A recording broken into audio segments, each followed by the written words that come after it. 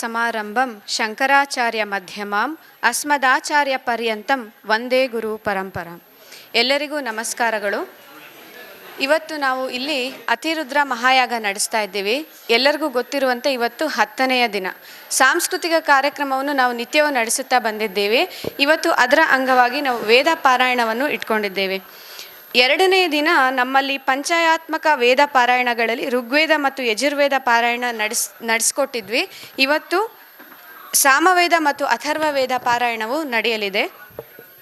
ಸನಾತನ ಧರ್ಮದ ಆಧಾರ ಸ್ತಂಭಗಳಲ್ಲಿ ವೇದವು ಮುಖ್ಯದ್ದು. ಪರಮ ಪವಿತ್ರವಾದ ಈ ವೇದಗಳನ್ನು ಅಪೌರುಷೇಯ ಎಂದು ಹೇಳಲಾಗುತ್ತದೆ. ಒಬ್ಬ ವೇದಾಧ್ಯಾಯಿ ತನ್ನ ಶಾಖೆಯ ವೇದಗಳಲ್ಲಿ ಕ್ರಮ ಪ್ರಕಾರವಾಗಿ ಪದ, ಕ್ರಮ, ಘನ ಎಂದು ಅಧ್ಯಯನ ನಡೆಸಲು ಅದರಲ್ಲಿ ಪರಿಪಕ್ವವಾಗಲು 18 ವರ್ಷಗಳ ಸಾಧನೆ ಬೇಕೆಂದು ವಿದ್ವಾಂಸರಿಂದ ನಾವು ತಿಳಿದುಕೊಂಡಿರುತ್ತೇವೆ. ಅತ್ಯಂತ ಕಠಿಣವಾದ ಘನ ಎಂಬ ಸಾಧನೆಯ ಮೂಲಕ ಇಂದು ವೇದ ಬ್ರಹ್ಮಶ್ರೀ ದುರ್ಗೇಶ್ ಮಿಶ್ರಾ ಮತ್ತು ವೇದ ಬ್ರಹ್ಮಶ್ರೀ ಭಾನುಪ್ರಕಾಶ್ ಶರ್ಮಾ ಇವರು ಸಾಮವೇದ ಘನ ಪಾಂಡಿತ್ಯವನ್ನು ಮತ್ತು ವೇದ ಬ್ರಹ್ಮಶ್ರೀ ಸುಮಿತ್ ಬಂಗ್ವಾಲ್, ವೇದ ಬ್ರಹ್ಮಶ್ರೀ ನಾಗೇಶ್ವರ್ ಐತಾಳ್ ಇವರು ಅಥರ್ವವೇದ ಘನ ಪಾಂಡಿತ್ಯವನ್ನು ಮತ್ತು ಇದರ ಮೇಲೆ ತಮಗಿರುವ ಪ್ರಭುತ್ವವನ್ನು ಈಗ ಭಗವಾನ್ ಶಂಕರನ ಅಡಿದಾವರೆಗಳಿಗೆ ಸಮರ್ಪಿಸಲಿದ್ದಾರೆ. ನಾವು ಪಾಮರರು ತಮ್ಮ ಶ್ರವಣದ ಮೂಲಕ ಈ ಭಕ್ತಿ ಯಜ್ಞದಲ್ಲಿ ಶ್ರದ್ಧೆಯಿಂದ ಪಾಲ್ಗೊಳ್ಳುವ ಎಂದು ಹೇಳುತ್ತಾ ಇಲ್ಲಿ ನೆರೆಸಿರುವಂತಹ ಎಲ್ಲರಿಗೂ ಸ್ವಾಗತವನ್ನು ಕೋರುತ್ತೇನೆ. ಧನ್ಯವಾದಗಳು. ಅದೇ ರೀತಿ ಈಗ ವೇದ ಬ್ರಹ್ಮಶ್ರೀ ವಿಶ್ವನಾಥ್ ಭಟ್ ಅವರು ವೇದ ಪಂಡಿತರನ್ನು ಪರಿಚಯ ಮಾಡಿಕೊಡಲಿದ್ದಾರೆ. ಶಂಕರಂ ಶಂಕರಾಚಾರ್ಯಂ ಕೇಶವಂ ಬಾದರಾಯಣಂ ಸೂತ್ರಭಾಷ್ಯ ಕೃತೌ ವಂದೇ ಭಗವಂತೌ ಪುನಃ ಪುನಃ. ಎಲ್ಲ ಸಾರ್ವಜನಿಕರಿಗೆ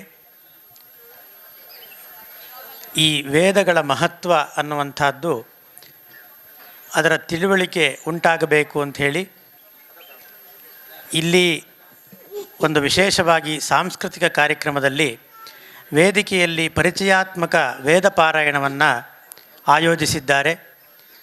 ಈ ಒಂದು ಅತಿರುದ್ರ ಮಹಾಯಾಗವನ್ನು ನಡೆಸ್ತಿರುವಂತಹ ದತ್ತಾತ್ರಿ ಕುಟುಂಬ ವರ್ಗದವರು. ಇವರಿಗೆ ಮೊದಲಿಗೆ ನಾವು ಅವರಿಗೆ ಒಂದು ವಿಶೇಷವಾದಂತಹ ಕೃತಜ್ಞತೆಗಳನ್ನು ಸಲ್ಲಿಸುವುದರೊಂದಿಗೆ ಇವತ್ತಿನ ದಿನ ವೇದ ಪಾರಾಯಣವನ್ನು ಪರಿಚಯಾತ್ಮಕ ವೇದ ಪಾರಾಯಣವನ್ನು ನಡೆಸ್ತಿರುವಂತಹ ವಿದ್ವಾಂಸರುಗಳಾದ ದುರ್ಗೇಶ್ ಮಿಶ್ರಾ ಮತ್ತು ಭಾನುಪ್ರಕಾಶ್ ಶರ್ಮಾ ಇವರು ಸಾಮವೇದದ ಪರಿಚಯಾತ್ಮಕ ಸಾಮವೇದ ಪಾರಾಯಣವನ್ನು ನಡೆಸಲಿದ್ದಾರೆ.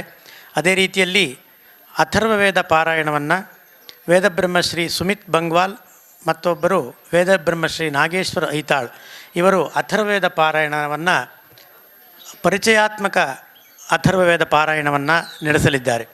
ಅದೇ ರೀತಿಯಲ್ಲಿ ಶುಕ್ಲ ಯಜುರ್ವೇದದ ಪರಿಚಯಾತ್ಮಕ ವೇದ ಪಾರಾಯಣವನ್ನು ವೇದಬ್ರಹ್ಮಶ್ರೀ ಸುಮಿತ್ ಬಂಗ್ವಾಲ್ ಇವರು ನಡೆಸಿಕೊಡಲಿದ್ದಾರೆ. ಇದರ ಒಂದು ಮಹತ್ವ ಏನು ಅಂತಂದರೆ, ನಮಗೆ ವೇದಗಳು ಈಗ ಇವರು ಹೇಳಿದ ಹಾಗೆ ಅಪೌರುಷೇಯವಾಗಿರುವಂಥದ್ದು. ಇದನ್ನು ಅಷ್ಟು ಕಠಿಣ ಪರಿಶ್ರಮದಿಂದ ಮಾತ್ರ ಸಾಧನೆಯನ್ನು ಮಾಡಲಿಕ್ಕೆ ಸಾಧ್ಯವಾಗುತ್ತೆ. ಇದರ ಬಗ್ಗೆ ಮಾತ್ರ ನಮಗೆ ತಿಳುವಳಿಕೆ ಇದೆ ಅಷ್ಟೇ ಹೊರತು ವೇದಗಳು ಇದರ ಮಹತ್ವವನ್ನು ನಾವು ತಿಳಿದುಕೊಳ್ಳಬೇಕು ಅಂತಂದರೆ ಅದನ್ನು ಸರಿಯಾದ ರೀತಿಯಲ್ಲಿ ಅಭ್ಯಾಸ ಮಾಡಿರ್ತಕ್ಕಂತಹ ಪಂಡಿತರುಗಳಿಂದ ತಿಳಿದುಕೊಂಡರೆ ನಮಗೆ ಅದರ ಸರಿಯಾದ ಅರ್ಥ ಅನ್ನುವಂಥದ್ದು ಗೊತ್ತಾಗುತ್ತೆ. ಅದಕ್ಕೋಸ್ಕರವಾಗಿ ನಾವು ವೇದಗಳನ್ನು ಎಷ್ಟೋ ಸಾರಿ ನಾವು ಕೇಳಿರ್ತೀವಿ, ವೇದ ಮಂತ್ರಗಳನ್ನು ನಾವು ಎಲ್ಲ ಕಡೆಯಲ್ಲೂ ಕೇಳ್ತಾ ಇರ್ತೀವಿ. ಆದರೆ ವೇದ ಮಂತ್ರಗಳಿಗೆ ವಿಭಾಗಗಳು ಇದೆ, ಅದಕ್ಕೆ ಕ್ರಮ, ಘನ ಇತ್ಯಾದಿ ವಿಕೃತಿಗಳು ಇದೆ ಅನ್ನುವಂಥದ್ರ ಬಗ್ಗೆ ನಮಗೆ ಸರಿಯಾದ ತಿಳುವಳಿಕೆ ಇರುವುದಿಲ್ಲ. ಅದಕ್ಕೋಸ್ಕರವಾಗಿ ಇಲ್ಲಿ ಅತಿರುದ್ರ ಮಹಾಯಾಗದ 2ನೇ ದಿನ ವಿಶೇಷವಾಗಿ ಋಗ್ವೇದ ಯಜುರ್ವೇದ ಪರಿಚಯಾತ್ಮಕ ಅಂದರೆ ವಿಕೃತಿಗಳ ಸ್ವರೂಪ ಯಾವ ರೀತಿಯಲ್ಲಿ ಇರುತ್ತೆ ಅನ್ನೋದ್ರ ಬಗ್ಗೆ ಅವತ್ತು ಪರಿಚಯಾತ್ಮಕವಾಗಿ ವೇದ ಪಾರಾಯಣವನ್ನು ನಡೆಸಿಕೊಟ್ಟಿದ್ದರು. ಅದೇ ರೀತಿಯಲ್ಲಿ ಇವತ್ತಿನ ದಿನ ವಿಶೇಷವಾಗಿ ಸಾಮವೇದ ಮತ್ತು ಅಥರ್ವವೇದ ಶುಕ್ಲ ಯಜುರ್ವೇದ ಪಾರಾಯಣವನ್ನು ಪರಿಚಯಾತ್ಮಕವಾಗಿ ವೇದ ಪಾರಾಯಣ ನಡೆಸಿಕೊಡುವಂತಹ ವೇದ ಪಂಡಿತರುಗಳಿಗೆ ಈ ಒಂದು ದತ್ತಾತ್ರಿ ಕುಟುಂಬ ವರ್ಗದಿಂದ ಸ್ವಾಗತವನ್ನು ನಾವು ಕೋರ್ತಾ ಇದ್ದೇವೆ.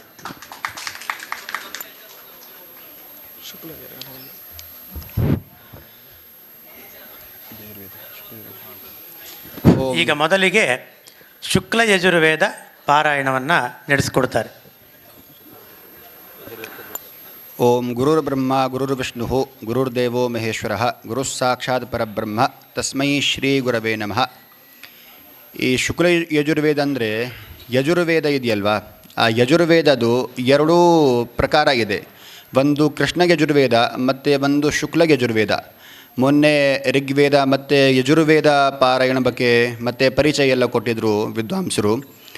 ಅದರಲ್ಲಿ ಅವರು ಕೊಟ್ಟಿರೋ ಪರಿಚಯ ತೈತ್ತರೀಯ ಸಂಹಿತದು ಒಂದು ಕೃಷ್ಣ ಯಜುರ್ವೇದ ಇದೆ. ಆ ಕೃಷ್ಣ ಯಜುರ್ವೇದ ಬಗ್ಗೆ ಅವರು ಪರಿಚಯ ಕೊಟ್ಟಿದ್ದರು ಮತ್ತು ಕೃಷ್ಣ ಯಜುರ್ವೇದ ಪಾರಾಯಣ ಮಾಡಿದರು. ಇವತ್ತು ಶುಕ್ಲ ಯಜುರ್ವೇದ ಅಂದರೆ ಏನು? ಶುಕ್ಲ ಮತ್ತು ಕೃಷ್ಣ ಅಂದರೆ ಎರಡು ಬಣ್ಣ. ಕೃಷ್ಣ ಅಂದರೆ ಕಪ್ಪು ಮತ್ತು ಶುಕ್ಲ ಅಂದರೆ ಬಿಳಿ. ವೇದ ವ್ಯಾಸರು ವೇದಕ್ಕೆ 4 ವಿಭಾಗ ಮಾಡಿದರು. ಋಗ್ವೇದ, ಯಜುರ್ವೇದ ಮತ್ತು ಸಾಮವೇದ ಮತ್ತು ಅಥರ್ವವೇದ. ಋಗ್ವೇದ ವೈಶಂಪಾಯನ ಅವ್ರಿಗೆ ಕೊಟ್ಟರು, ಮತ್ತು ಯಜುರ್ವೇದ ಹೀಗೆ ಒಬ್ಬರು ಶಿಷ್ಯಗೆ ಕೊಟ್ಟರು, ಸಾಮವೇದ ಮತ್ತು ಅಥರ್ವೇದ ಹಾಗೆ 4 ಶಿಷ್ಯಗೆ 4 ವೇದ ಕೊಟ್ಟರು. ಆಮೇಲೆ ಯಜುರ್ವೇದ ಎಲ್ಲ ಪಾಠ ಮಾಡಬೇಕಿದ್ರೆ ಗುರುಗಳು ಏನು ಮಾಡ್ತಿದ್ರು, ಸರಿಯಾಗಿ ಪಾಠ ಮಾಡ್ತಿದ್ರು. ಒಬ್ಬರು ಶಿಷ್ಯ ಇದ್ದರು, ಯಾರು ಯಾಜ್ಞವಲ್ಕ್ಯ ಅಂತ ಒಬ್ಬರು ಶಿಷ್ಯ ಇದ್ದರು. ಅವರು ಈಗ ಅಂದರೆ ಇದು ತ್ರೇತಾಯುಗದಲ್ಲಿ ಇವರು ರಾಮಚಂದ್ರ ಅವ್ರದ್ದು ಮಾವನ ಮನೆಯಲ್ಲಿ ರಾಜ ಜನಕ ಅವರು ರಾಜ್ಯಸಭೆಯಲ್ಲಿ ಯಾಜ್ಞವಲ್ಕ್ಯ ಮುನಿ ಅಂತ ಒಬ್ಬರು ಇದ್ದರು, ಅವರೇ. ಮತ್ತು ಅವರು ಗುರು ಜೊತೆ ಏನೋ ಸ್ವಲ್ಪ ಗಲಾಟೆ, ಸ್ವಲ್ಪ ಜಗಳ ಥರ ಏನೋ ಆಯಿತು. ಆಮೇಲೆ ಇವ್ರಿಗೆ ಗುರುಗಳಿಗೆ ಸ್ವಲ್ಪ ಕೋಪ ಬಂತು. ಆ ಕೋಪ ಬಂದ ಮೇಲೆ ಅವರು ಏನು ಹೇಳಿದರು, ನಾನು ಎಷ್ಟು ನಿನಗೆ ಇದು ಅಧ್ಯಯನ ಮಾಡಿದ್ದೀನಿ, ನೀನು ಇಲ್ಲಿ ನನ್ನ ಜೊತೆ ಇದ್ದಾಗ ಏನೇನು ಅಧ್ಯಯನ ಮಾಡಿದೆಯೋ ಆ ಪಾಠ ವಾಪಸ್ ಕೊಡು ಅಂತ ಹೇಳಿದರು. ಈಗ ಪಾಠ ಅಂದರೆ ಏನು ಅಂದರೆ ಅದು ವಾಪಸ್ ಕೊಡೋಕ್ಕಾಗತ್ತಾ? ಬಟ್ ಅವರು ಯೋಗ ಬಲಿಂದ ಅಂದರೆ ಆ ವ್ಯಾಸ ಮಹರ್ಷಿಗೆ ಉಪಶಿಷ್ಯ ಆಗಬೇಕಿದ್ರೆ ಆ ಯೋಗ ಬಲ ಕೂಡ ಇರಬೇಕಲ್ಲ. ಅವರ ಹತ್ರ ಆ ಯೋಗ ಬಲ ಇತ್ತು. ಯಾರ ಹತ್ರ? ಯಾಜ್ಞವಲ್ಕ್ಯ ಮುನಿ ಹತ್ರ. ಅವರು ಆ ಪಾಠ ಏನು ಆಗಿತ್ತು ಆ ಪಾಠ ವಾಪಸ್ ಕೊಡಬೇಕಿದ್ರೆ ಅವರು ವಾಮಿಟ್ ಮಾಡಿಬಿಟ್ರು, ವಾಂತಿ ಮಾಡಿಬಿಟ್ರು. ಆ ವಾಮಿಟ್ ಮಾಡಿದ್ರಲ್ಲ, ಆ ಜ್ಞಾನಿಗೆ ಏನಾಯಿತು ಅಂದರೆ ಆ ಬೇರೆ ಶಿಷ್ಯಗಳು ತಿತ್ತರವಂಥ ಒಂದು ಪಕ್ಷಿ ಇದೆ, ತಿತ್ತರ, ಆ ಪಕ್ಷಿನ ರೂಪದಲ್ಲಿ ಅವರು ಆ ವಾಮಿಟ್ ಎಲ್ಲ ತಿಂದರು. ಅಂದರೆ ಜ್ಞಾನದು ಗ್ರಹಣ ಮಾಡಿದರು. ಆ ಜ್ಞಾನ ಅಂದರೆ ಫುಲ್ ಮಿಕ್ಸ್ ಆಗಿರೋದು, ಬೇರೆ ಬೇರೆ ಕಲರ್ ಎಲ್ಲ ಮಿಕ್ಸ್ ಆದಮೇಲೆ ಅದು ಕಪ್ಪು ಆಗತ್ತಲ್ಲ, ಅದಕ್ಕೆ ಕೃಷ್ಣ ಯಜುರ್ವೇದ ಅಂತ ಹೆಸರಾಯಿತು. ಆಮೇಲೆ ಇವರು ಜ್ಞಾನ ವಾಪಸ್ ಕೊಟ್ಟಿದ ಮೇಲೆ, ಯಾರು? ಯಾಜ್ಞವಲ್ಕ್ಯ ಋಷಿರು. ಇವರು ಜ್ಞಾನ ಎಲ್ಲ ವಾಪಸ್ ಕೊಟ್ಟಿದ ಮೇಲೆ ಇವರು ಕೂಡ ಒಂದು ವೇದ ಜ್ಞಾನ ಆಗಬೇಕಲ್ಲ, ಅದಕ್ಕೆ ನಾವು ಪಾಠಶಾಲೆಗೆ ಹೋಗ್ತೀವಿ, ಅಂದರೆ ನಾವು ವೇದ ಪಂಡಿತರು ಆಗಬೇಕಂತ. ಆಮೇಲೆ ಇವರು ಸೂರ್ಯನಾರಾಯಣಗೆ ಉಪಾಸನೆ ಮಾಡಿದರು. ತುಂಬ ತಪಸ್ಸು ಆದಮೇಲೆ ಇವರು ಸೂರ್ಯನಾರಾಯಣ ಬರ್ತಾರೆ.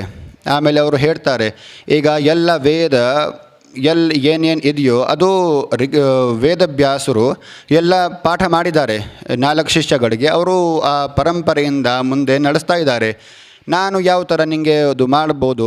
ಆಮೇಲೆ ಇವರು ತುಂಬ ಕೇಳ್ತಾರೆ, ಅಂದರೆ ನೀವು ಮಾಡಲೇಬೇಕು, ನಾನು ಇಷ್ಟು ತಪಸ್ಸು ಮಾಡಿದ್ದೀನಿ ಅಂದರೆ ಸುಮ್ಮನೆನದು. ಆಮೇಲೆ ಅವರು ಅದೇ ಯಜುರ್ವೇದ ಇತ್ತಲ್ಲ, ಅದು ಕೃಷ್ಣ ಯಜುರ್ವೇದ, ಅದೇ ಸ್ವಲ್ಪ ರಿಲೇಟೆಡ್ ಒಂದು ಶುಕ್ಲ ಯಜುರ್ವೇದ ಅಂತ ಕೊಟ್ಟರು. ಕೃಷ್ಣ ಯಜುರ್ವೇದ ಇದರಲ್ಲಿ ಸಂಹಿತೆ ಭಾಗ ಮತ್ತು ಬ್ರಾಹ್ಮಣ ಭಾಗ ಮಿಕ್ಸ್ ಇದೆ. ಶುಕ್ಲ ಯಜುರ್ವೇದದಲ್ಲಿ ಸಂಹಿತೆ ಭಾಗ ಬೇರೆ ಇದೆ ಮತ್ತು ಬ್ರಾಹ್ಮಣ ಭಾಗ ಬೇರೆ ಇದೆ. ಹಾಗೆ ಶುಕ್ಲ ಯಜುರ್ವೇದ ಅಂತ ಆಯಿತು.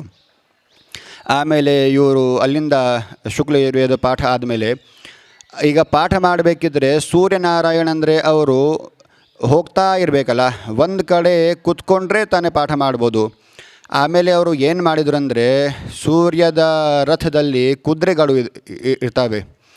ಆ ಕುದುರೆ ಕಿವಿದಲ್ಲಿ ಅವ್ರಿಗೆ ಕೂರಿಸ್ಕೊಂಡು, ಯಾರಿಗೆ? ಯಾಜ್ಞವಲ್ಕ್ಯಗೆ ಅಲ್ಲಿ ಕೂರಿಸ್ಕೊಂಡು ಅವರು ಪಾಠ ಮಾಡಿದರು. ಅದಕ್ಕೆ ಇಲ್ಲಿ ಕೃಷ್ಣ ಯಜುರ್ವೇದ ಮತ್ತು ಶುಕ್ಲ ಯಜುರ್ವೇದದಲ್ಲಿ ಸ್ವಲ್ಪ ಭಿನ್ನತೆ ಆಯಿತು. ಯಾಕಂದರೆ ನಾವು ಅಷ್ಟು ಸ್ಪೀಡಿಂದ ಹೋಗ್ತಾ ಇದ್ದರೆ ನಮಗೆ ಸ್ವಲ್ಪ ಶಬ್ದಗಳು ಬೇರೆ ಥರ ಕೇಳಿಸುತ್ತೆ, ಮತ್ತು ಕೆಲವು ಶಬ್ದ ಕೇಳಿಸಲ್ಲ, ಕೆಲವು ಕಡೆ ತುಂಬ ಗ್ಯಾಪ್ ಥರ ಆಗಿಬಿಡುತ್ತೆ. ಅದೇ ಸ್ವಲ್ಪ ಭಿನ್ನತೆಯಿಂದ ಒಂದು ಶುಕ್ಲ ಯಜುರ್ವೇದ ಅಂತ ಬಂತು. ಮತ್ತು ಅದು ಮಾಧ್ಯಂದಿನ ಸಂಹಿತ ಕೂಡ ಶುಕ್ಲ ಯಜುರ್ವೇದಕ್ಕೆ ಒಂದು ಹೆಸರು ಅಂತ ಹೇಳ್ತೀವಿ ನಾವು. ವಾಜಸನೇಯಿ ಅಂದರೆ ಆ ಕುದುರೆದು ಕಿವಿದಲ್ಲಿ ಕೂರಿಸ್ಕೊಂಡು ಇವರು ಪಾಠ ಮಾಡಿಸ್ಕೊಂಡ್ರು, ಅದಕ್ಕೆ ವಾಜಸನೇಯಿ ಸಂಹಿತ ಅಂತ ಹೇಳ್ತಾರೆ ಶುಕ್ಲ ಯಜುರ್ವೇದಕ್ಕೆ. ಆಮೇಲೆ ಮಾಧ್ಯಂದಿನ ಶಾಖೆ ಕೂಡ ಅದರಲ್ಲಿ ಒಂದು ಬರುತ್ತೆ. ಟೋಟಲ್ ಅಂದರೆ 14 ಶಾಖೆಗಳು ಇತ್ತು ಆ ಟೈಮಲ್ಲಿ. ಈಗ ಮಾಧ್ಯಂದಿನ ಶಾಖೆ ಮತ್ತು ಕಾಣುವ ಶಾಖೆ ಎರಡೇ ಈಗ ಪ್ರಚಲನಲ್ಲಿ ನಮಗೆ ಸಿಕ್ಕತ್ತೆ. ಈಗ ಶುಕ್ಲ ಯಜುರ್ವೇದದಲ್ಲಿ ಅಂದರೆ ಒಂದು ವೇದ ಇದರಲ್ಲಿ ತುಂಬ ವಿಭಾಗಗಳು ಇದೆ. ಅಂದರೆ ಶಿಕ್ಷೆ ವಿಭಾಗ ಮತ್ತು ಬ್ರಾಹ್ಮಣ ವಿಭಾಗ ಮತ್ತು ಶ್ರೌತ ಸೂತ್ರ, ಗೃಹ್ಯ ಸೂತ್ರ ಎಲ್ಲ ವಿಭಾಗ ಇದೆ. ಶುಕ್ಲ ಯಜುರ್ವೇದದಲ್ಲಿ ಅಂದರೆ ಶಿಕ್ಷೆ ಅಂದರೆ ಯಾಜ್ಞವಲ್ಕ್ಯ ಶಿಕ್ಷೆ ಎಲ್ಲ ವೇದಗೆ ಸಂಬಂಧ ಆಗತ್ತೆ. ಅಂದರೆ ಯಾವ ಥರ ಹೇಳಬೇಕು, ಅದರಲ್ಲಿ ಏನೇನು ಹೇಳಿದ್ದಾರೆ ಅಂದರೆ ಋಗ್ವೇದ, ಯಜುರ್ವೇದ, ಸಾಮವೇದ, ಅಥರ್ವಣ ವೇದ, ಯಾವುದೇ ವೇದ ಹೇಳಬೇಕಿದ್ರೆ ಕೈಯಿಂದ ಸ್ವರ ಮಾಡಲೇಬೇಕು. ಈಗ ಕೆಲವು ಕಡೆ ಋಗ್ವೇದದಲ್ಲಿ ಕೂಡ ಸ್ವರ ಹೇಳ್ಕೊಡ್ತಾರೆ. ಅಂದರೆ ಅಗ್ನಿಮಿ ಈಡೆ ಪುರೋಹಿತಂ ಯಜ್ಞಸ್ಯ ದೇವ ಮೃತ್ಯುಜಂ ಅಂತ ಕೆಲವು ಕಡೆ ಹೇಳ್ತಾರೆ. ಕೆಲವು ಕಡೆ ಕೈಯಿಂದ ಸ್ವರ ಅಂದರೆ ಹೇಳಲ್ಲ, ಅಂದರೆ ಅದು ಎಲ್ಲ ಬಿಟ್ಟು ಹೋಗಿದೆ ಅಂತ ಹೇಳ್ತಾರೆ. ಕೆಲವರು ಅಂದರೆ ನಾವು ಹಾಗೆ ಅಂದರೆ ಸ್ವರ ಮಾಡ್ತೀವಿ ಅಂದರೆ ಹೆಸರಿಗೆ ಮಾತ್ರ ಕೆಲವರು ಸ್ವರ ಮಾಡ್ತಾರೆ ಋಗ್ವೇದದಲ್ಲಿ. ಮತ್ತು ಯಜುರ್ವೇದದಲ್ಲಿ ಕೂಡ ಸ್ವರ ಮಾಡಬೇಕಂತ ಯಾಜ್ಞವಲ್ಕ್ಯ ಶಿಕ್ಷೆಯಲ್ಲಿ ಹೇಳ್ತಾರೆ. ಮತ್ತು ಕೆಲವರು ಕೃಷ್ಣ ಯಜುರ್ವೇದದಲ್ಲಿ ಒಪ್ತಾರೆ, ಅಂದರೆ ನಾವು ಸ್ವರ ಹೇಳ್ತೀವಿ. ಕೆಲವರು ಒಪ್ಪುವುದಿಲ್ಲ, ಯಾಕಂದರೆ ಕೃಷ್ಣ ಯಜುರ್ವೇದ ಅಲ್ಲಿ ಹಳೆ ಕಾಲಲ್ಲೇ ಸೆಪ್ರೇಟ್ ಆಗಿತ್ತಲ್ಲ. ಇವರು ಸೂರ್ಯ ಹತ್ರ ಹೋಗಿ ಇದು ಇನ್ನೊಂದು ವೇದ ಎಲ್ಲ ತಗೊಂಡಿದ್ದಾರೆ. ಅದಕ್ಕೆ ಅವರು ಕೆಲವರು ಇದರಲ್ಲಿ ಒಪ್ಪುವುದಿಲ್ಲ, ಅಂದರೆ ಯಾಜ್ಞವಲ್ಕ್ಯ ಶಿಕ್ಷಾ ನಮ್ಮ ಮೇಲೆ ಕೂಡ ಇದು ಆಗತ್ತೆ ಅಂತ ಅವರು ಒಪ್ಪುವುದಿಲ್ಲ. ಮತ್ತು ಶಿಕ್ಷೆ ಆಯಿತು. ಆಮೇಲೆ ಬ್ರಾಹ್ಮಣ 2 ಶಾಖೆಗಳಿಗೆ, ಕಾಣುವ ಶಾಖೆ ಮತ್ತು ಮಾಧ್ಯಂದಿನ ಶಾಖೆಗೆ ಒಂದೇ ಶಿಕ್ಷೆ ಇದೆ, ಯಾಜ್ಞವಲ್ಕ್ಯ ಶಿಕ್ಷೆ. ಮತ್ತು ಬ್ರಾಹ್ಮಣ ಅಂದರೆ ಶತಪಥ ಅಂದರೆ ಒಬ್ಬರು ಋಷಿ ಇದ್ದರು. ಬ್ರಾಹ್ಮಣ ಗ್ರಂಥ ಏನಂದರೆ ಯಾರು ಒಬ್ಬರು ಬ್ರಾಹ್ಮಣರು ಅಥವಾ ಋಷಿಗಳು ಅವರು ಆ ವೇದ ಬಗ್ಗೆ ಏನೋ ಪ್ರವಚನ ಮಾಡ್ತಾರೆ. ಅಂದರೆ ವೇದ ಅಂದರೆ ನಾವು ತಿಳ್ಕೊಳ್ಬೇಕಿದ್ರೆ ಸ್ವಲ್ಪ ಕಷ್ಟ ಇದೆ, ಅದಕ್ಕೆ ಅವರು ಸುಲಭ ಭಾಷೆಯಲ್ಲಿ ಪ್ರವಚನ ಮಾಡ್ತಾರೆ. ಅಂದರೆ ಈಗ ರಾಮಾಯಣಗೆ ಹಾಗೆ ರಾಮಚರಿತ ಮಾನಸ ಮತ್ತು ಉತ್ತರ ರಾಮಾಯಣದಲ್ಲಿ ಹೆಂಗೆ ಇದು ರಚನೆ ಮಾಡಿದ್ದಾರೆ ಹಾಗೆ ಒಂದು ರಚನೆ ಮಾಡ್ತಾರೆ. ಅದನ್ನು ನಾವು ಬ್ರಾಹ್ಮಣ ಗ್ರಂಥ ಅಂತ ಹೇಳ್ತೀವಿ. ಋಗ್ವೇದದಲ್ಲಿ ಐತರೇಯ ಮುನಿಗಳು ಪ್ರವಚನೆ ಮಾಡಿದರು, ಅದಕ್ಕೆ ಋಗ್ವೇದಕ್ಕೆ ಐತರೇಯ ಬ್ರಾಹ್ಮಣ ಇದೆ. ಹಾಗೆ ಇದು ಶುಕ್ಲ ಯಜುರ್ವೇದದಲ್ಲಿ ಶತಪಥ ಬ್ರಾಹ್ಮಣ ಇದೆ, ಬ್ರಾಹ್ಮಣ ಗ್ರಂಥ. ಮತ್ತು ಇದರಲ್ಲಿ ಪಾರಸ್ಕರ ಗೃಹ್ಯ ಸೂತ್ರ ಇದೆ. ಎಲ್ಲ ವೇದದಲ್ಲಿ ಶ್ರೌತ ಸ್ಮಾರ್ತ ನಾವು ಏನೇ ಮಾಡಿದರೆ ನಮಗೆ ಪ್ರಮಾಣ ಎಲ್ಲಿ ಸಿಕ್ಕತ್ತೆ ಅಂದರೆ ಈಗ ನಾವು ಮೊನ್ನೆ ನಾಗರಾಜ ಭಟ್ರು ಕೂಡ ಹೇಳ್ತಿದ್ರು, ಈಗ ಇದು ನಮ್ಮ ಪರಂಪರೆಯಿಂದ ಕೆಲವು ಜಾಗದಲ್ಲಿ ಪರಂಪರೆ ಎಂದು ಶುರುವಾಗತ್ತಲ್ಲ, ಆ ಪರಂಪರೆ ಸರಿ ಇದೆಯಾ ಅಥವಾ ಸರಿ ಇಲ್ಲ ಅಂತ ನಮಗೆ ಅಲ್ಲಿ ಪ್ರಮಾಣ ಸಿಕ್ಕತ್ತೆ. ಗೃಹ್ಯ ಸೂತ್ರ, ಶ್ರೌತ ಸೂತ್ರದಲ್ಲಿ ಪ್ರಮಾಣ ಸಿಕ್ಕತ್ತೆ. ನಾವು ಏನೇ ನಮಗೆ ಕನ್ಫ್ಯೂಷನ್ ಇದ್ದರೆ, ನಮಗೆ ಏನೋ ಶಂಕೆ ಇದ್ದರೆ ನಾವು ಅಲ್ಲಿ ನೋಡಬೇಕಾಗತ್ತೆ. ಮತ್ತು ಬ್ರಾಹ್ಮಣ ಆಯಿತು. ಮತ್ತು ಅದರಲ್ಲಿ ಸೂತ್ರ ಅಂದರೆ ಸ್ವರಭೇದ ಏನಂದರೆ ಇಲ್ಲಿ ಅಗ್ನಿಮಿ ಈಡೆ ಪುರೋಹಿತಂ ಯಜ್ಞಸ್ಯ ದೇವ ಮೃತ್ಯುಜಂ ಅಂತ ಇದೆ. ಅಲ್ಲಿ ಕೃಷ್ಣ ಯಜುರ್ವೇದದಲ್ಲಿ ಇಷೇತ್ಪೋರ್ಜೇತ್ವಾ ವಾಯವಸ್ಥೋಪಾಯವಸ್ಥ ದೇವೋ ವಸ್ತವಿತಾ ಪ್ರಾರ್ಪಯತು ಶ್ರೇಷ್ಠತಮಾಯ ಕರ್ಮಣೆ ಅಂದರೆ ನಾವು ಬಾಯಿಂದನೇ ಸ್ವರ ಹೇಳ್ತೀವಿ. ಶುಕ್ಲ ಯಜುರ್ವೇದ ಮಾಧ್ಯಾನ್ದಿನ ಶಾಖ ಇದರಲ್ಲಿ ಒಂದು ಹಸ್ತಸ್ವರ ಇದೆ. ಅಂದರೆ ನಾವು ಮಂತ್ರ ಹೇಳ್ತೀವಿ ಅದು ನಾವು ನಾರ್ಮಲಾಗೇ ಹೇಳಬೇಕಂತ. ಕೆಲವು ಕಡೆ ಏನು ನಿಯಮ ಇದೆ ಆ ನಿಯಮ ಎಲ್ಲ ಅದು ಕರೆಕ್ಟ್ ಗಮನಿಸಿ, ಕರೆಕ್ಟ್ ಅಂದರೆ ಒಂದೇ ಇದರಲ್ಲಿ ಹೇಳಬೇಕು, ಒಂದೇ ಲೈನ್ದಲ್ಲಿ ಹೇಳಬೇಕು. ಮತ್ತು ಸ್ವರ ನಾವು ಕೈಯಿಂದ ತೋರಿಸ್ಬೇಕಂತ ಅದರಲ್ಲಿ ಇದೆ. ಹಸ್ತೌ ತು ಸಂಯುತೌ ಧಾರ್ಯೌ ಜಾನುಭ್ಯಾಮು ಪರಿಸ್ಥಿತೌ ಅಂದರೆ ಇದು ಕೈಯಿಂದ ನಾವು ರೈಟ್ ಹ್ಯಾಂಡಿಂದನೇ ಅಂದರೆ ಬಲ ಕೈಯಿಂದನೇ ಸ್ವರ ತೋರಿಸ್ಬೇಕಂತ ಇದೆ. ಈಗ ಅಂದರೆ ಇದು ಸ್ವರ ತೋರಿಸ್ಬೇಕಿದ್ರೆ ಯಾವ ಥರ ಅಂದರೆ ಸ್ವರ ನಾರ್ಮಲ್ ವೇದದಲ್ಲಿ ಉಚ್ಚ ಅಂದರೆ ಉಚ್ಚೈ ಉದಾತ್ತಃ ನೀಚೈರನುದಾತ್ತಃ ಸಮಾಹಾರ ಸ್ವರಿತಃ ಅಂತ ಇದೆ. ಅಂದರೆ ಉದಾತ್ತ ಅನುದಾತ್ತ ಸ್ವರಿತ ಇದೆ. ಒಂದು ಮಂತ್ರ ಹೇಳ್ತೀನಿ. ಉಪತ್ವಾಗ್ನೇ ದಿವೇ ದಿವೇ ದೋಖಾ ವಸ್ತರ್ಧಿಯಾ ವಯಮ್ಮ ನಮೋ ಭರಂತ ಏಮಸಿ. ಇದು ಶುಕ್ಲ ಯಜುರ್ವೇದ ಮಂತ್ರ. ಇದು ಶುಕ್ಲ ಯಜುರ್ವೇದದಲ್ಲಿ ಮಂತ್ರಗಳಿಗೆ ಕಂಡಿಕ ಅಂತ ಹೇಳ್ತಾರೆ. ಇದು ಋಗ್ವೇದದಲ್ಲಿ ಋಚ ಅಂತ ಹೇಳ್ತಾರೆ. ಇದರಲ್ಲಿ ಖಂಡಿಕ ಅಂತ ಹೇಳ್ತಾರೆ. ಅಂದರೆ ಇದೇ ನಾವು ಮಂತ್ರ ಋಗ್ವೇದದಲ್ಲಿ ಹೇಳಬೇಕಿದ್ರೆ ಉಪತ್ವಾಗ್ನೆ ದಿವೆ ದಿವೆ ದೋಷ ವಸ್ತರ್ಧಿಯ ವಯಂ ನಮೋ ಭರಂತ ಏಮಸಿ ಅಂತ ಹೇಳ್ತೀವಿ. ಇದು ನಾವು ಯಜುರ್ವೇದದಲ್ಲಿ ಹೇಳಬೇಕಿದ್ರೆ ಸ್ವಲ್ಪ ನಾವು ಇಲ್ಲಿಂದ ಬಾಯಿಂದ ಒಂದೇ ಲೈನಲ್ಲಿ ಅದು ಮಂತ್ರ ಹೋಗಬೇಕು. ಮತ್ತು ಸ್ವರ ತೋರಿಸ್ಬೇಕಿದ್ರೆ ನಾವು ಕೈಯಿಂದನೇ ತೋರಿಸ್ಬೇಕು. ನಾನು ಹಾಗೆ 5 ನಿಮಿಷ ಪಾರಾಯಣ ಮಾಡ್ತೇನೆ, ನಿಮಗೆ ಗೊತ್ತಾಗತ್ತೆ ಯಾವ ಥರ ಇದೆ ಅಂತ. ಹರಿ ಓಂ ಈಖೇ ತ್ವೋರ್ಜೇ ತ್ವಾ ವಾಯವಸ್ಥಾ ದೇವೋ ವಹ ಸವಿತಾ ಪ್ರಾರ್ಪಯತು ಶ್ರೇಷ್ಠತಮ ಯ ಕರ್ಮಣ ಆಪ್ಯಾಯಧ್ವಮಗ್ನ್ಯಾ ಇಂದ್ರಾಯ ಭಾಗಂ ಪ್ರಜಾವತಿ ರನಮೀವ ಅಯಕ್ಷ್ಮಾಮಾವಸ್ತೇನ ಈಶತಮಾಘಶಗ್ಗೋ ಸೋಧ್ರುವ ಅಸ್ಮಿನ್ ಗೋಪತೌ ಸ್ಯಾತ್ ಬಹ್ವೀರ್ಜಜಮಾನಸ್ಯ ಪಶೂನ್ ಪಾಹಿ ಬಸೋಃ ಪವಿತ್ರಮಸಿದ್ಯೌರಸಿ ಪೃಥಿವ್ಯಸಿ ಮಾತರಿಶ್ವನೋ ಘರ್ಮೋಸಿ ವಿಶ್ವಧಾಸಿ ಪರಮೇಣ ಧಾಮ್ನಾ ದೃಗ್ಗೋ ಹಸ್ವಮಾಹ್ವಾರ್ಮಾತೆ ಜಜ್ಞಾಪತೃಹ್ವಾರೇಖೀತ್. ಈ ಶುಕ್ಲ ಯಜುರ್ವೇದದಲ್ಲಿ ಉದಾತ್ತ ಅನುದಾತ್ತ ಸ್ವರ ಇದೆ, 3 ಸ್ವರ ಇದೆ. ಮತ್ತು ಸ್ವಲ್ಪ ಎಕ್ಸ್ಟ್ರಾ ಎಲ್ಲ ಬರುತ್ತೆ. ಅಂದರೆ ಜಾತ, ಜಾತ್ಯ, ನ್ಯುಬ್ಜ ಅಂತ ಒಂದು ಬರುತ್ತೆ. ಅಂದರೆ ಇದು ನಾನು ಈಗ ತೋರಿಸಿದೆ, ಬಸೋಹೋ ಪವಿತ್ರಮ ಸಿದ್ಯೌ ರಾಸಿ ಪೃಥಿವ್ಯಸಿ. ಇದು ಪೃಥಿವ್ಯಸಿದಲ್ಲಿ ಇರುವಂಥ ಸ್ವರ, ಅಂದರೆ ಇದು ಜಾತ್ಯ ಸ್ವರ ಅಂತ ಹೇಳ್ತಾರೆ. ಜಾತ್ಯ ಸ್ವರ ಪೃಥಿವ್ಯಸಿದ್ಯೌ ಓಂ ಬಸೋಹೋ ಪವಿತ್ರಮ ಸಿದ್ಯೌ ರಾಸಿ ಪೃಥಿವ್ಯಸಿ ಓಂ. ಈಗ ಪರಮೇಣ ಧಾಮ್ನ ಅಂತ ಒಂದು ರಿಕ್ ಬರುತ್ತೆ, ಅಲ್ಲಿ ಸ್ವರ ಹೀಗಿದೆ. ಅಂದರೆ ಇದು ನ್ಯುಬ್ಜ ಸ್ವರ ಅಂತ ಹೇಳ್ತಾರೆ.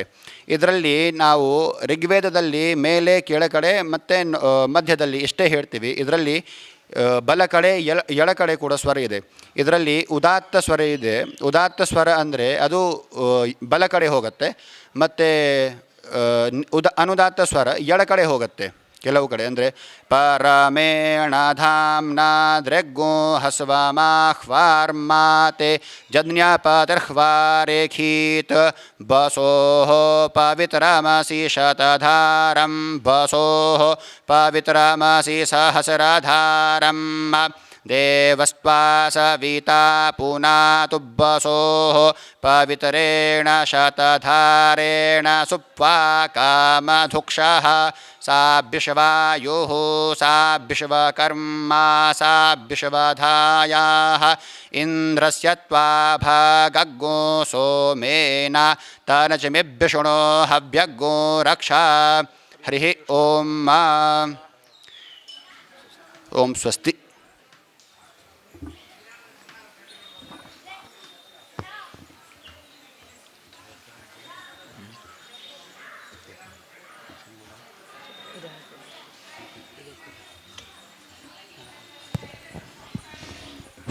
ಶುಕ್ಲ ಯಜುರ್ವೇದದ ಬಗ್ಗೆ ತಿಳಿಸಿಕೊಟ್ಟವರಿಗೆ ಧನ್ಯವಾದಗಳು. ಈಗ ಸಾಮವೇದದ ಅದರ ಮಹತ್ವ ಮತ್ತು ಅದರ ಸಾಮಗಾನದ ಬಗ್ಗೆ ವಿಷಯವನ್ನು ತಿಳಿಸಿಕೊಟ್ಟು ಅಲ್ಲಿ ಸಾಮವೇದ ಮಾಡಲಿದ್ದಾರೆ.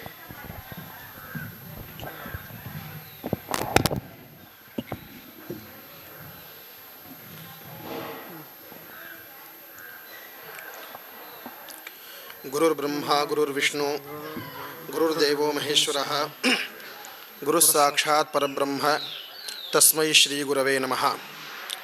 ಸದಾಶಿವಸಮಾರಂಭಾಂ ಶಂಕರಾಚಾರ್ಯಮಧ್ಯಮಾಂ ಅಸ್ಮದಾಚಾರ್ಯಪರ್ಯಂತಾಂ ವಂದೇ ಗುರುಪರಂಪರಾಂ. ನೀಲೋತ್ಪಲದಲಾಭಾಸಃ ಸಾಮವೇದೋ ಹಯಾನನಃ ಅಕ್ಷಮಾಲಾನ್ವಿತೋ ದಕ್ಷೇ ವಾಮೇ ಕಂಬುಧರ ಸ್ಮೃತಃ.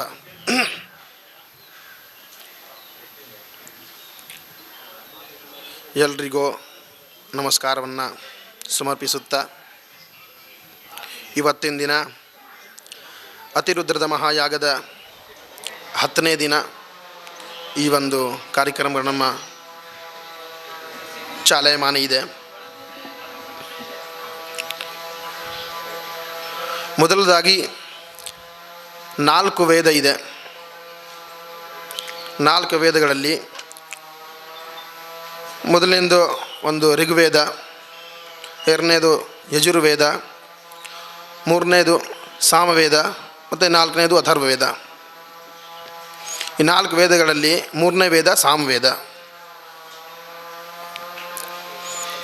ಇದರಲ್ಲಿ ವಿಶೇಷತೆ ಏನಂತಂದರೆ, ಈ 4 ವೇದಗಳಲ್ಲಿಯೂ ಅಂದರೆ 3 ವೇದಗಳಲ್ಲಿಯೂ ರಿಕ್ ಮಾತ್ರ ಇದೆ. ಸಾಮವೇದದಲ್ಲಿ ವಿಶೇಷತೆ ಏನಂತ ಕೇಳಿದರೆ, ಇದರಲ್ಲಿ ರಿಕ್ಕು ಇದೆ ಮತ್ತು ಗಾನವೂ ಇದೆ. 2 ಭಾಗ ಇದೆ ಇದರಲ್ಲಿ. ಮತ್ತು ಸಾಮ ಅಂತಂದರೆ ಗಾನ ಭಾಗನೇ.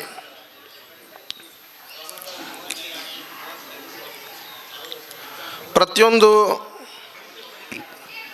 ರಿಕ್ವನ್ನು ಹೆಂಗೆ ಹೇಳ್ತಾರೋ 3 ವೇದಗಳಲ್ಲಿಯೂ, ಹಾಗೆ ಇದರಲ್ಲೂ ರಿಕ್ ಇದೆ. ಅದೇ ರಿಕ್ಗೆ ಸಾಮವೂ ಬರುತ್ತೆ. ಈಗ ನಮ್ಮ ಸಾಧಾರಣವಾಗಿ ಎಲ್ರಿಗೂ ಗೊತ್ತಿದೆ, ಎಲ್ಲರೂ ಬ್ರಹ್ಮಯಜ್ಞ ಮಾಡೋತ್ತಿಗೆ ಹೇಳ್ತಾನೆ ಇರ್ತಾರೆ, ಅಗ್ನ ಆಯಾಹಿ ವೀತಯೇ ಗೃಣಾನೋ ಹವ್ಯದಾತಯೇ ನಿಹೋತ ಸತ್ಸಿ ಬರ್ಹಿಷಿ. ಈ ಮಂತ್ರ ಎಲ್ರಿಗೂ ಗೊತ್ತಿದೆ. ಇದೇ ಮಂತ್ರದ ಒಂದು ಸಾಮನೂ ಇದೆ. ಸಾಧಾರಣವಾಗಿ ಎಲ್ರಿಗೂ ಗೊತ್ತಿರಲ್ಲ, ಆದರೆ ಸಾಮವೇದದಲ್ಲಿ ಇದೇ ಒಂದು ವಿಶೇಷತೆ. ರಿಕ್ಕು ಇದೆ ಮತ್ತು ಗಾನೂ ಇದೆ. ಸಾಮವೇದದಲ್ಲಿ 5 ಕಾಂಡ ಇದೆ. ಅದರಲ್ಲೂ ಪ್ರಥಮತಃ ಆಗ್ನೇಯ ಕಾಂಡ. ಆಗ್ನೇಯ ಕಾಂಡ ಅಗ್ನಿಗೆ ಸಂಬಂಧಪಟ್ಟಿರೋದು ಸಾಮಗಳು ಇದರಲ್ಲಿ ಬರುತ್ತೆ. ಮತ್ತು ಏಂದ್ರಕಾಂಡ, ಆಮೇಲೆ ಪವಮಾನ ಕಾಂಡ, ಆಮೇಲೆ ಆರಣ್ಯಕ ಮತ್ತು ಮಹಾನಾಮ್ನ್ಯಾರ್ಚಿಕ. ಆಗ್ನೇಯದಲ್ಲಿ ಅಗ್ನಿಗೆ ಸಂಬಂಧಪಟ್ಟಿರೋ ಸಾಮಗಳು ಬರುತ್ತೆ. ಮತ್ತು ಏಂದ್ರದಲ್ಲಿ ಇಂದ್ರ ದೇವತಾಗೆ ಸಂಬಂಧಪಟ್ಟಿರೋ ಗಾನ ಎಲ್ಲ ಬರುತ್ತೆ. ಪವಮಾನದಲ್ಲಿ ಸೋಮದೇವತಾಗೆ ಸಂಬಂಧಪಟ್ಟಿರೋ ಸಾಮಗಳೆಲ್ಲ ಬರುತ್ತೆ. ಮತ್ತು ಆಗ್ನೇಯದಲ್ಲಿ ಎಲ್ಲ ದೇವತೆಗೆ ಸೇರಿ ಬರುತ್ತೆ. ಇದರಲ್ಲಿ ಶ್ರೀ ಸೂಕ್ತವೂ ಇದೆ ಮತ್ತು ಪುರುಷ ಸೂಕ್ತ ಇದೆ ಮತ್ತು ಎಲ್ಲ ಆ ಕಡೆ ಈ ಕಡೆ ಅಂತ ಬರುತ್ತೆ. ಹಂಗೆ ಮಹಾನಾಮ್ನಿ.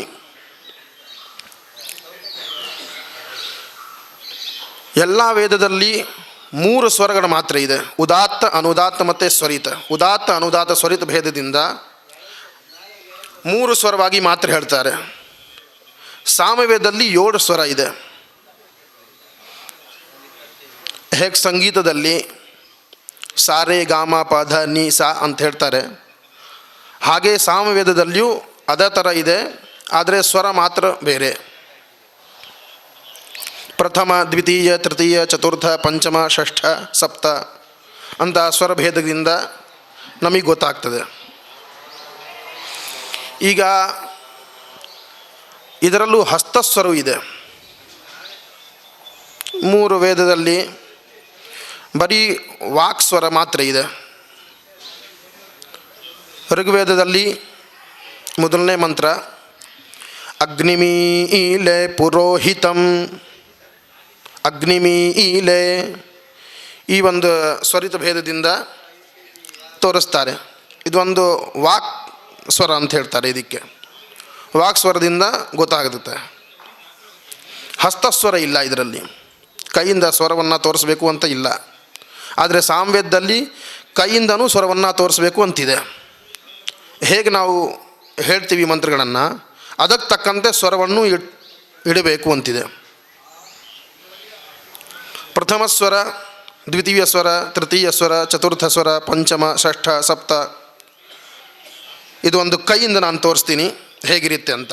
ಮೊದಲಿಗೆ ಪ್ರಥಮ ಸ್ವರ, ಮತ್ತು ದ್ವಿತೀಯ, ತೃತೀಯ, ಚತುರ್ಥ, ಪಂಚಮ, ಷಷ್ಠ, ಆಮೇಲೆ ಸಪ್ತಮ. ಸಪ್ತಮ ಸ್ವರ ಭಾಳ ಕಡಿಮೆ ಬರೋದು, ಅಷ್ಟು ಎಲ್ಲ ಕಡೆ ಅಂತ ಬರಲ್ಲ. ಇವಾಗ ಹೇಳೋ ಧಾಟಿ ಹೆಂಗಿರುತ್ತೆ, ಇವಾಗ ನಾವು ಪ್ರಥಮ ಸ್ವರ ಅಂತ ಹೇಳಿದ್ದೀವಿ, ಆದರೆ ಪ್ರಥಮ ಸ್ವರವನ್ನು ಹೆಂಗೆ ಹೇಳಬೇಕು ಅಂತ ನಮಗೆ ಗೊತ್ತಿಲ್ಲ. ಪ್ರಥಮ ಸ್ವರ ಹೀಗಿರುತ್ತೆ, ಆ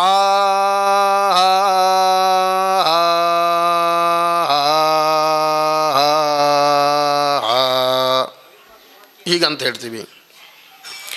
ಈಗ ನಾವು ಪಾರಾಯಣ ಮಾಡೋತ್ತಿಗೆ ನಿಮಗೆ ಗೊತ್ತಾಗತ್ತೆ ಹೇಗೆ ಸ್ವರವನ್ನು ಇಟ್ಟು ನಾವು ಹೇಳ್ತೀವಿ ಅಂತ. ಶ್ರೀಮದ್ ಭಗವದ್ಗೀತೆಯಲ್ಲಿ 10ನೇ ಅಧ್ಯಾಯದಲ್ಲಿ ಸಾಮವೇದ ತುಂಬ ವಿಶೇಷವಂತನ್ನು ಸಾಕ್ಷಾತ್ ಶ್ರೀಕೃಷ್ಣ ಪರಮಾತ್ಮನ್ನೇ ಹೇಳಿದ್ದಾರೆ. ವೇದಾನಾಂ ಸಾಮವೇದೋಸ್ಮಿ ಅಂತ. ವೇದದಲ್ಲಿ ಸಾಕ್ಷಾತ್ ಸಾಮವೇದ ನಾನೇ ಅಂತ ಹೇಳಿದ್ದಾರೆ ಅವರು. ಸಾಮವೇದಕ್ಕೆ ಇದು ಒಂದು ವಿಶೇಷತೆ. ರಿಕ್ಕು ಇದೆ, ಗಾನ ಇದೆ, ಮತ್ತು ಗಾನ ಇದಕ್ಕೆ ಉಪವೇದ ಗಂಧರ್ವ ವೇದ. ಸಾಮವೇದದಿಂದನೇ ಈ ಸಂಗೀತ ಶಾಸ್ತ್ರಗಳೆಲ್ಲ ಬಂದಿದೆ.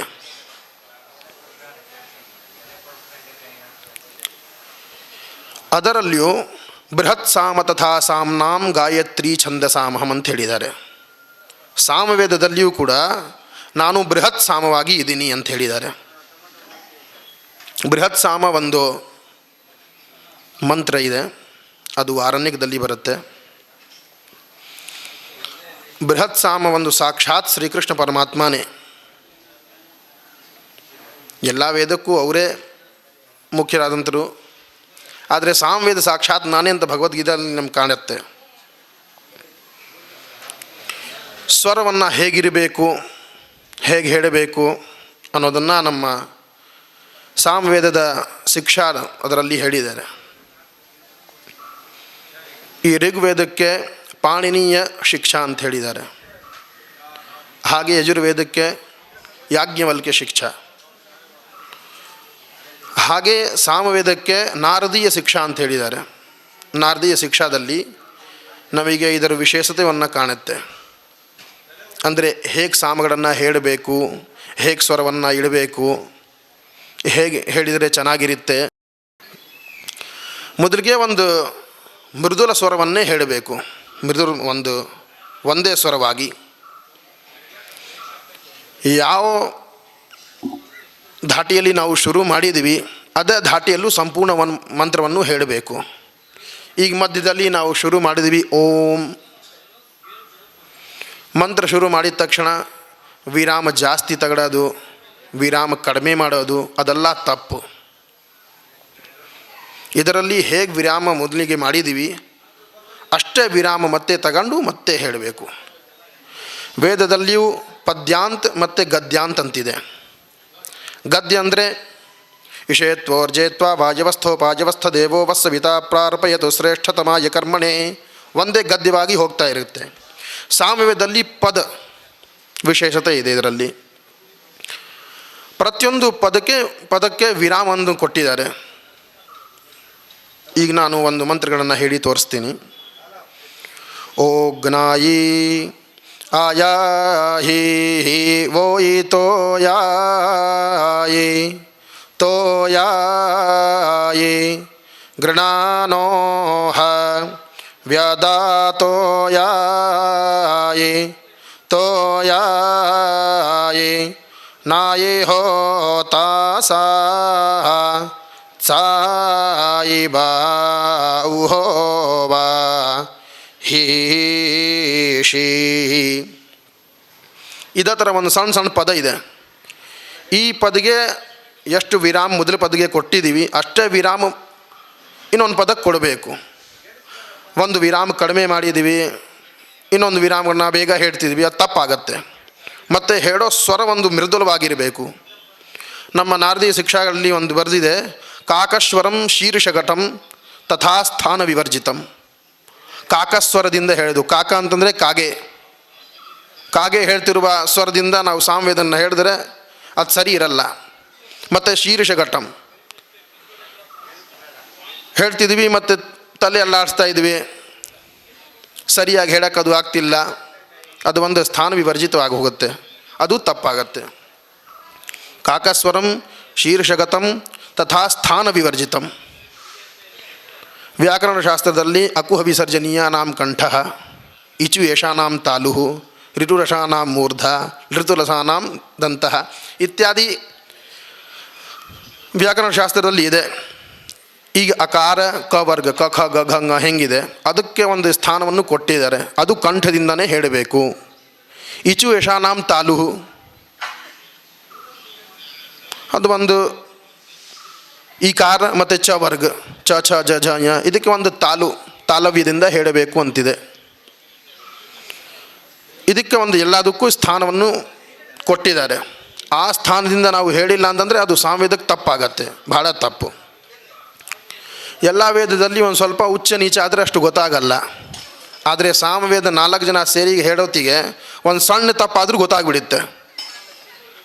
ಯಾಕಂದರೆ ಒಂದೇ ಧಾಟಿಯಿಂದನೇ ಹೇಳಬೇಕು. ಅದು ಸ್ವಲ್ಪ ಏನಾದರೂ ವ್ಯತ್ಯಾಸ ಆದರೆ ತಕ್ಷಣ ಗೊತ್ತಾಗ್ಬಿಡುತ್ತೆ ಇದೊಂದು ತಪ್ಪಾಗಿದೆ. ಮತ್ತು ಇನ್ನೊಬ್ಬರು ತಪ್ಪು ಮಾಡಿದ್ರೆ ಪಕ್ಕದಲ್ಲಿ ಇರೋರಿಗೂ ತಪ್ಪಾಗತ್ತೆ. ಅದಕ್ಕೆ ತಕ್ಕಂಥ ಸ್ಥಾನವನ್ನೇ ಹೇಳಬೇಕು ಅಂತಿದೆ. ಸ್ವರ ಹೇಗಿರಬೇಕು ಅದರಲ್ಲಿ ಯಾಜ್ಞವಲ್ಕ್ಯ ಶಿಕ್ಷಾದಲ್ಲೂ ಇದೆ ಮತ್ತು ನಾರದಿ ಶಿಕ್ಷಾದಲ್ಲೂ ಇದೆ. ಹಸ್ತವು ಸುಸಂಯತವು ಧಾರ್ಯವು ಜಾನುಭ್ಯಾಂ ಉಪರಿಸ್ಥಿತವು. ಜಾನುನಿ ಅಂದರೆ ಇದರ ಮೇಲೆ ಸುಸಂಯತವಾಗಿ ಕೈನ ಹಿಡ್ಕೊಂಡು ಮತ್ತು ಅದಕ್ಕೆ ಸ್ಥಾನವಾಗಿ ಒಂದು ಸ್ವರವನ್ನು ಇಟ್ಟು ಸಾಮಗಳನ್ನು ಹೇಳಿದರೆ ಒಂದು ಚೆನ್ನಾಗಿರುತ್ತೆ. ಹಾಗೆ ಹೇಳಬೇಕು ಅಂತ ನಾರದಿ ಶಿಕ್ಷಾದಲ್ಲಿ ಒಂದು ಇದು ಕೊಟ್ಟಿದ್ದಾರೆ. ಇದರಲ್ಲಿ ಪೂರ್ವ ಭಾಗ ಮತ್ತು ಉತ್ತರ ಭಾಗ ಇದೆ. ಪೂರ್ವ ಭಾಗದಲ್ಲಿ ಈ ನಾನು ಆಗ್ನೇಯ, ಐಂದ್ರ, ಪವಮಾನ, ಆರಣ್ಯಕ, ಮಹಾನಾಮ್ನಿ ಅಂತ ಹೇಳಿದ್ದೀನಿ. ಹಾಗೆ ಪೂರ್ವಾರ್ಚಿಕ ರಿಕ್ ಇದೆ. ರಿಕ್ಕಲ್ಲಿ ಪೂರ್ವಾರ್ಚಿಕ ಉತ್ತರಾರ್ಚಿಕ ಒಂದು 2 ಭಾಗ ಇದೆ. ಪೂರ್ವಾರ್ಚಿಕ ಉತ್ತರಾರ್ಚಿಕ ಅದರಲ್ಲಿ ಜಾಸ್ತಿ ವ್ಯತ್ಯಾಸ ಇಲ್ಲ, ಒಂದು ರಿಕ್ ಮಾತ್ರ ಇದೆ ಅದರಲ್ಲಿ. ಪೂರ್ವಾರ್ಚಿಕದಲ್ಲಿ ಬರೋ ರಿಕ್ಗೆ ಸಾಮಗಳು ಈ ಪ್ರಕೃತಿ ಆರಣ್ಯಕದಲ್ಲೇ ತೋರಿಸಿದ್ದಾರೆ. ಉತ್ತರಾರ್ಚಿಕದಲ್ಲಿ ನಮ್ಮಲ್ಲಿ ಉಹಿಯ ಅಂತಿರುತ್ತೆ, ಊಹಗಾನ ಮತ್ತು ರಹಸ್ಯಗಾನ. ಉತ್ತರಾರ್ಚಿಕದಲ್ಲಿ ಬಂದಿರುವ ಮಂತ್ರಕ್ಕೆ ಈ ರಹಸ್ಯದಲ್ಲಿ ಗಾನ ಪ್ರತಿರೂಪವಾಗಿ ತೋರಿಸಿದ್ದಾರೆ. ಅದರ ಬಗ್ಗೆ ಭಾನುಪ್ರಕಾಶ್ ಅವರು ಹೇಳ್ತಾರೆ ಈಗ. ಆಮೇಲೆ ನಾವು ಮತ್ತೆ ವೇದ ಪಾರಾಯಣ ಮಾಡ್ತೀವಿ. ಶ್ರೀ ಗುರುಭ್ಯೋ ನಮಃ. ಸಾಮವೇದಾಯ. ಇವರು ಹೇಳಿದಂಗೆ ದುರ್ಗೇಶ್ ಮಿಶ್ರ ಅವರು ಸಂಹಿತೆಯಲ್ಲಿ ಆಗ್ನೇಯಕಾಂಡ, ಐಂದ್ರಕಾಂಡ, ಪವಮಾನಕಾಂಡ, ಆರಣ್ಯಕ ಕಾಂಡ ಇದಿದ್ದಲ್ಲಿ ಆರಣ್ಯಕ ಕಾಂಡದಲ್ಲಿ ಇನ್ನೂ ಒಳಗೆ ಹೋದಾಗ ಇನ್ನೂ 5 ಪರ್ವಗಳು ಬರುತ್ತೆ. ಅರ್ಕ ಪರ್ವ, ದ್ವಂದ್ವ ಪರ್ವ, ರಥಪರ್ವ, ಶುಕ್ರಿಯ ಪರ್ವ ಅಂತ ಒಂದು 5 ಪರ್ವಗಳು ಬರುತ್ತೆ. ಇನ್ನು ಆರ್ಚಿಕ ಭಾಗದಲ್ಲಿ ಹೋದಾಗ ಪೂರ್ವಾರ್ಚಿಕ, ಉತ್ತರಾರ್ಚಿಕ ಅಂತ ಆರ್ಚಿಕ ಪರ್ವ ಬರುತ್ತೆ. ಇನ್ನು ಪೂರ್ವ ಭಾಗದಲ್ಲಿ ನೋಡಿದ್ರೆ ಮಂತ್ರ ಬ್ರಾಹ್ಮಣ ಅಂತ ಇನ್ನೊಂದು. ಇದು 3 ಸೇರಿದಾಗ ಪೂರ್ವ ಭಾಗ ಅಂತ ಒಂದು ಇದಾಗುತ್ತೆ. ಇನ್ನು ಉತ್ತರ ಭಾಗದಲ್ಲಿ ಹೋದರೆ ಊಹಗಾನಂ, ರಹಸ್ಯಗಾನಂ. ಆ ಊಹಗಾನದಲ್ಲಿ ರಹಸ್ಯಗಾನದಲ್ಲಿ 7 ಪರ್ವಗಳು ಬರುತ್ತೆ. ದಶರಾತ್ರ ಪರ್ವ, ಸಂವತ್ಸರ ಪರ್ವ, ಏಕಾಹ ಪರ್ವ, ಅಹಿನ ಪರ್ವ, ಸತ್ರ ಪರ್ವ, ಪ್ರಾಯಶ್ಚಿತ್ತ ಪರ್ವ, ಕ್ಷುದ್ರ ಪರ್ವ ಅಂತ. ಇದು ಹೇಗೆ 7 ಪರ್ವಗಳು ಊಹಗಾನದಲ್ಲಿ ಬರುತ್ತೆ, ಅದೇ ರೀತಿಯಲ್ಲಿ ರಹಸ್ಯಗಾನದಲ್ಲೂ ಇದೇ 7 ಪರ್ವಗಳು ಬರುತ್ತೆ. ಇದರಲ್ಲಿ ವಿಂಶ ಅಂತ ಹೇಳ್ತೀವಿ, ಅಂದರೆ 20 ಸಾಮ ಒಂದು ವಿಂಶದಲ್ಲಿ. ಇನ್ನೊಂದು ರಹಸ್ಯಗಾನದಲ್ಲಿ ದಶತಿ ಅಂತ ಹೇಳ್ತಾರೆ, ಅಂದರೆ ಅದರಲ್ಲಿ 10 ಸಾಮಗಳು ಬರುತ್ತೆ ಒಂದೊಂದು ಕಾಂಡದ ಥರ. ಇನ್ನು ಅದರ ಉತ್ತರ ಭಾಗದಲ್ಲಿ ನೋಡಿದ್ರೆ ಪೂರ್ವ ಪದ, ಉತ್ತರ ಪದ, ಸ್ತೋಭ ಪದ ಅಂತ 3 ಪದಗಳು ಬರುತ್ತೆ. ಹಿಂಗೆ ಪೂರ್ವ ಭಾಗದಲ್ಲಿ ಆರ್ಚಿಕ ಹೆಂಗೆ ಹೇಳ್ತೀವೋ ಅದರಲ್ಲೇ ಪದ ಬರುತ್ತೆ. ಇನ್ನು ಛಾಂದೋಗ್ಯ ಉಪನಿಷತ್ ಸಾಮಾನ್ಯವಾಗಿ 3 ವೇದದಲ್ಲಿ ಇರಲ್ಲ ಅಂತ ನನ್ನ. ಇನ್ನು ಛಾಂದೋಗ್ಯ ಉಪನಿಷತ್ ಅಂತ 8 ಅಧ್ಯಾಯ ಇರುವಂಥ ಉಪನಿಷತ್ತು. ಇದು ಉತ್ತರ ಭಾಗ ಅಂತ ಸಂಬಂಧಪಟ್ಟಿದ್ದು. ತದನಂತರ ಇದು ಕಲಿಯೋಕ್ಕೇನೆ ಅಂತ ಅಂದಾಜು 12 ವರ್ಷ ಕಾಲ ಇದಿಷ್ಟಕ್ಕೆ ಬೇಕು. ಪೂರ್ವ ಭಾಗ ಉತ್ತರ ಭಾಗಕ್ಕೆ 12 ವರ್ಷ ಕಾಲಗಳ ದೃಢತ ಒಂದು ಪ್ರಯತ್ನ ಪಟ್ಟರೆ ಇದಿಷ್ಟು ಸಫಲವಾಗುತ್ತೆ.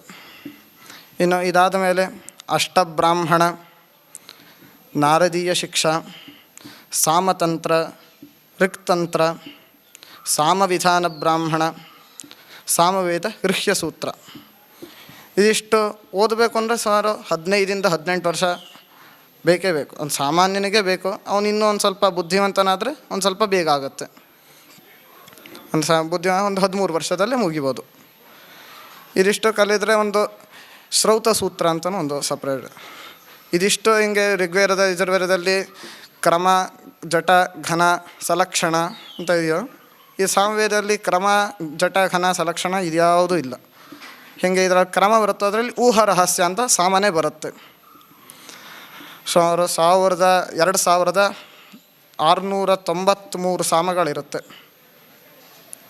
ಇದಿಷ್ಟು ಕಲಿತ ಮೇಲೆ ಇದಿಷ್ಟು ಕಲಿತ್ರೆ ಶ್ರೌತ ಸೂತ್ರವನ್ನು ಅಧ್ಯಯನ ಮಾಡಿದರೆ ಹೇಗೆ ಋಗ್ವೇದದ ಘನಪಾಠಿಗಳು ಅಂತ ಹೇಳ್ತಾರೆ, ಅದೇ ಥರ ಸಾಮವೇದ ಶ್ರೌತಿಗಳು ಅಂತ ಹೇಳ್ತಾರೆ.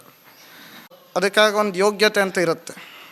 ಅಷ್ಟು ಅಧ್ಯಯನ ಮಾಡಿ ಅಧ್ಯಾಪನ ಮಾಡಿ ಎಲ್ಲ ಮಾಡಬೇಕು ಅಂದರೆ ಒಂದು ಕಷ್ಟ ಇರುತ್ತೆ. ಇನ್ನು ಊಹ ರಹಸ್ಯ ಗಾನದಲ್ಲಿ ನೋಡಿದೆ, ಒಂದೊಂದು ಪರ್ವದಲ್ಲಿ 10 ವಿಂಶ ಅಂತ, ಅಂದರೆ ಒಂದು ವಿಂಶದಲ್ಲಿ 20 ಸಾಮ ಅಂದರೆ 10 ವಿಂಶ ಒಂದು ಬರುತ್ತೆ. ರಹಸ್ಯದಲ್ಲಿ ಒಂದೊಂದರಲ್ಲಿ 3 ವಿಂಶ, 12 ವಿಂಶ, 7 ವಿಂಶ ಆ ಥರ ಬರುತ್ತೆ ಒಂದೊಂದು ಪರ್ವದಲ್ಲಿ. ಸ್ತೋಭ ಪದ ಸುಮಾರು ಒಂದು ಅಧ್ಯಾಯದ ಹತ್ತತ್ರ. ಇವಾಗ ಪೂರ್ವ ಪದ, ಉತ್ತರ ಪದ, ಛಾಂದೋಗ್ಯ, ಉಪನಿಷತ್ತು ಇತ್ಯಾದಿಗಳೆಲ್ಲ ಬರುತ್ತೆ. ಇನ್ನು ಆಗ್ನೇಯದಲ್ಲಿ ಹೇಳ್ದಂಗೆ ಇವರು ಆ ಅಗ್ನಿಗೆ ಮಂತ್ರ ಸಂಬಂಧಪಟ್ಟಿದ್ದು. ಐಂದ್ರದಲ್ಲಿ ಇಂದ್ರ, ಇನ್ನು ಸೋಮ, ವಾಯು ಇತ್ಯಾದಿಗಳೆಲ್ಲರಿಗೂ ಸಂಬಂಧಪಟ್ಟಿದ್ದ ಸಾಮಗಳು. ಪವಮಾನದಲ್ಲಿ ಸೋಮದೇವತೆ ಇತ್ಯಾದಿ ನವಗ್ರಹ. ಆರಣ್ಯಕದಲ್ಲಿ ಸಮಸ್ತ ದೇವತೆಗಳಿಗಾಗಿ ಒಂದು ಸಾಮಗಳು, ಒಂದೊಂದು ಗಾನಕ್ಕೂ ಒಂದೊಂದು ದೇವತೆ. ಇದೆಲ್ಲ ಸುಮಾರು ಅಂದರೆ ಯಾಗಗಳಿಗೆ ಸಾಮವೇದ ಪ್ರಮುಖ. ಒಂದು ಯಾಗ ಮಾಡ್ತೀವಿ ಅಂದರೆ ನಾವೊಂದು ಸೋಮಯಾಗನೋ ಶ್ರೌತಯಾಗನೋ ಮಾಡ್ತೀವಿ ಅಂದರೆ ಸಾಮವೇದ ಇಲ್ಲದೇ ಒಂದು ಯಾಗನೂ ಸಂಪನ್ನ ಇಲ್ಲ. ಪ್ರಾರಂಭದಲ್ಲೂ ಸಾಮ ಹೇಳಬೇಕು, ಅಂತಿಮದಲ್ಲೂ ಸಾಮ ಹೇಳೇ ಮುಗಿಸ್ಬೇಕು. ಇದು ಮಾಡಬೇಕು ಅಂದರೂ ಒಬ್ಬೊಬ್ಬರ ಹತ್ರ ಇಬ್ಬಿಬ್ಬರು ಪಂಡಿತರಂತೂ ಬೇಕೇ ಬೇಕು ಅದಕ್ಕೆಲ್ಲ. ಸಾಮ ಪಾರಾಯಣ ಮಾಡಬೇಕು. ಒಬ್ಬರ ಹತ್ರ ಒಂದು ಪಾರಾಯಣ ಆಗಲ್ಲ ಸಾಮವೇದದಲ್ಲಿ. ಒಬ್ಬರೇ ಪಾರಾಯಣ ಸಾಮವೇದ ಮಾಡಬೇಕು ಅಂದರೆ ಆಗಲ್ಲ. ಇಬ್ಬರಂತೂ ಬೇಕೇ ಬೇಕು. ಇಬ್ಬರ ಮೇಲೆ ಇದ್ದರೆ ಇನ್ನೂ ಉಪಾಯ ಒಂದು ಒಳ್ಳೆಯದು. ಇಬ್ಬರಿದ್ದರೆ ಒಂದು ಆರಾಮಾಗಿ ಒಂದು ನಮ್ಮ ಸ್ವರದಿಂದ ಸರಿ ಇಟ್ಟು ಮಾಡ್ಬೋದು. ಇಲ್ಲಾಂದರೆ ಒಬ್ಬರೇ ಹೇಳಬೇಕು ಅಂದರೆ ಒಬ್ಬರೇ ಅಷ್ಟು ಹೇಳಿ ಅಂದರೆ ಭಾರಿ ಕಷ್ಟ ಅದು. ಅಂದರೆ ಒಬ್ಬರ ಸಂಗೀತ ಥರ ಒಬ್ಬರೇ ಸಂಗೀತ ಹೇಳೋಕ್ಕೆ ತುಂಬ ಕಷ್ಟ ಹಿಂಗಿದೆ. ಅದೇ ಥರ ಸಾಮವೇದನೂ ತುಂಬ ಅದು ಒಬ್ಬರೇ ಪಾರಾಯಣ ಮಾಡೋದು ಭಾರಿ ಕಷ್ಟ ಅದು. ಇವಾಗ ನಾವು ಇಲ್ಲಿ ಇಬ್ಬರು ಬಂದಿದ್ದೀವಿ, ಆಗ್ತೀವಿ. ಇವಾಗ ಪಾರಾಯಣ ಮುಗೀತಿದೆ. ಇನ್ನು ನಾಳೆ ಒಂದು ಕೊನೆಯ ದಿನ ಪಾರಾಯಣ ಮುಗಿಯುತ್ತೆ.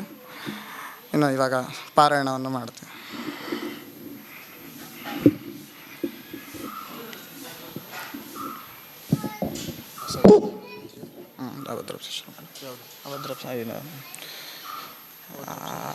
ಆಧಾರದ ಶುರು ಮಾಡಿ ಬಿತ್ತ ಶುರು ಮಾಡಿ ಸರಿ.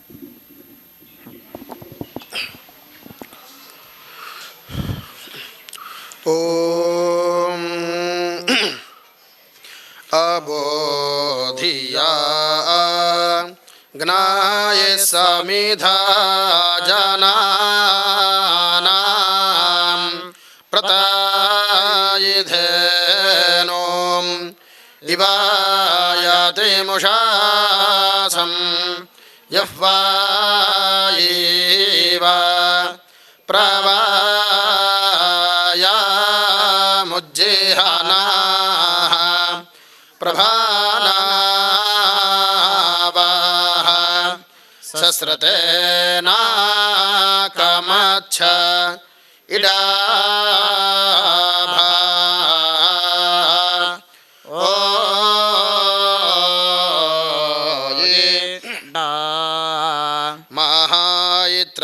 ಮಹಾಯಿತ್ರಾಯಣ ಅವಾರಸ್ತು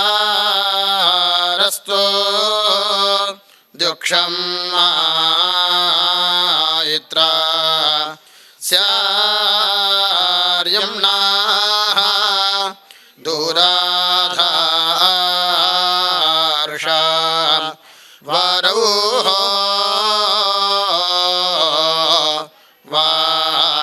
ವಾಣಾಸ್ಯೋ ಹಯೇ ಮಹಿತ್ರೇಣಾಮವರಸ್ತೋ ಯೇ ದ್ಯುಕ್ಷಂ ಮಿತ್ರಸ್ಯಾರ್ಯಂ ನಾಹ ದೂರಾಧಾರ್ಷ ವರೌಹ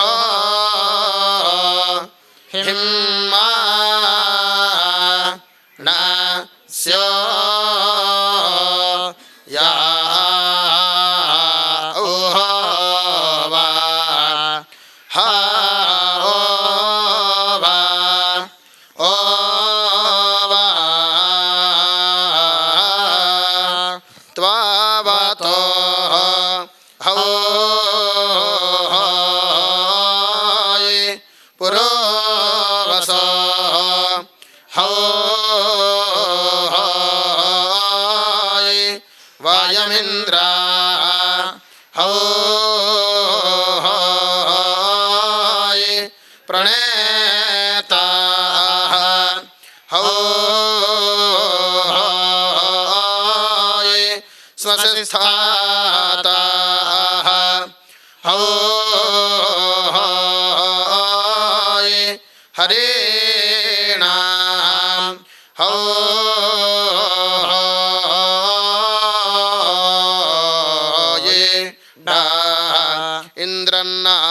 ಇಂದ್ರನ್ನಾರೋ ನೇಮಾಧಾಯಿತ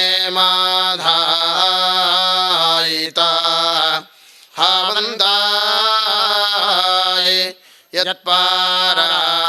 ಯತ್ಪಾರಾಯ ಯೂನಾಜಾತಾಯ ಧಿಯಾಸ್ತಾ ಶೂರೋ ನಾರ್ಷ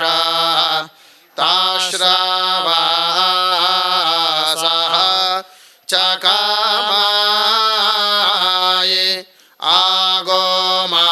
ಆಗೋಮಾತಿ ವ್ರಜಾಯ ಭಾಜ ತ್ವನ್ನಾವುವ ಏ ಉಪ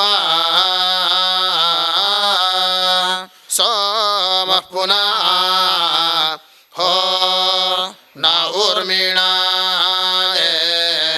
ಅವ್ಯಂ ವಾರಂ ವೇಧಾವಾತಿ ಅಗ್ರೆ ವಾ ಚಾಹ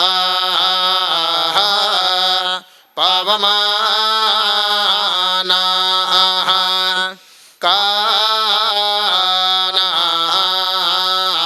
ಕಾನೌಹೋವಾ ಕ್ರದದೆ ಸಾಸು ನ್ವೇಯೋ ವಸೂನಾಂ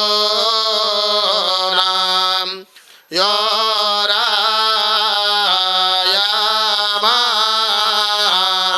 ನೇತಾಯ ಇಡಾನಾಂ ಸೋಮ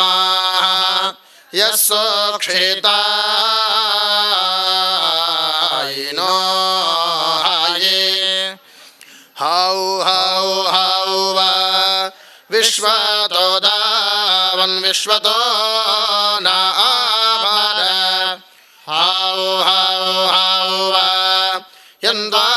ಯಂದ್ವಾಸವೇಷ್ಟಾಮಿ ಮಹೇ ಹೌ ಹೌ ಹೌ ವ ಆಯುಃ ಹೌ ಹೌ ಹೌ ವ ಸುವಃ ಹೌ ಹೌ ಹೌ ವ ಜ್ಯೋತಿಃ ಹೌ ಹೌ ಹೌ ವ ಈ ಹೌ ಹೌ ಹೌ ಆಯುಶ್ಚಕ್ಷುರ್ಜ್ಯೋತಿಃ ಔ ವ ಏಯ ಉದುತ್ತಮಂ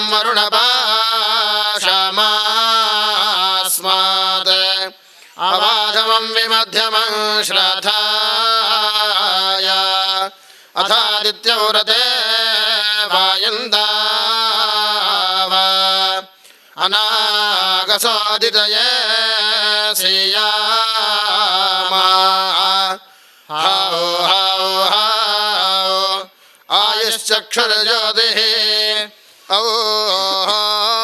ವ ಏ ಯಾ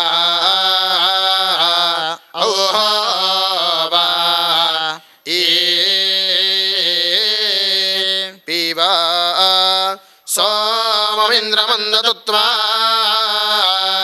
ಯಂತೆ ಸುಷಾವಹರಿಯ ಸ್ವಾದ್ರೇ ಸೋತೋ ಬಾಹೋಭೇಯಾಂ ಸುಯಾತಾ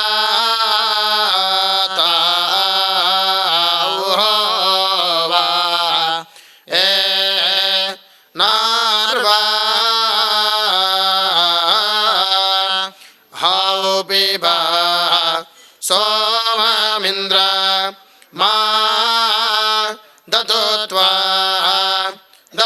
त्वा यन्ते सुषावहर्या श्वाद्रे श्वाद्रे सातुर्बाहुभ्यां सुयाताः सुयाताः नार्वा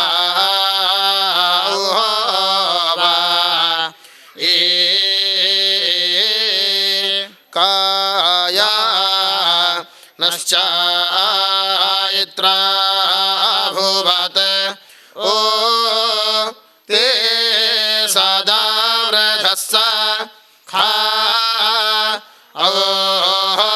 अवोहाय कया शाचाय क्षयोः हिम्मा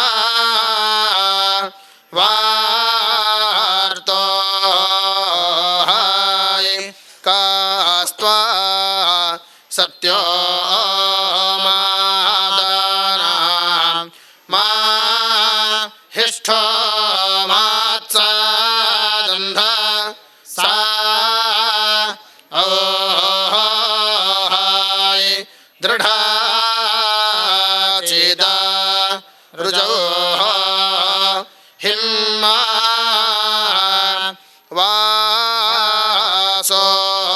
वासोहाय आभे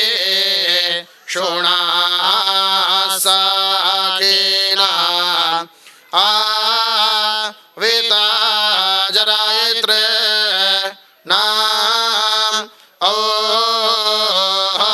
ओहाय शता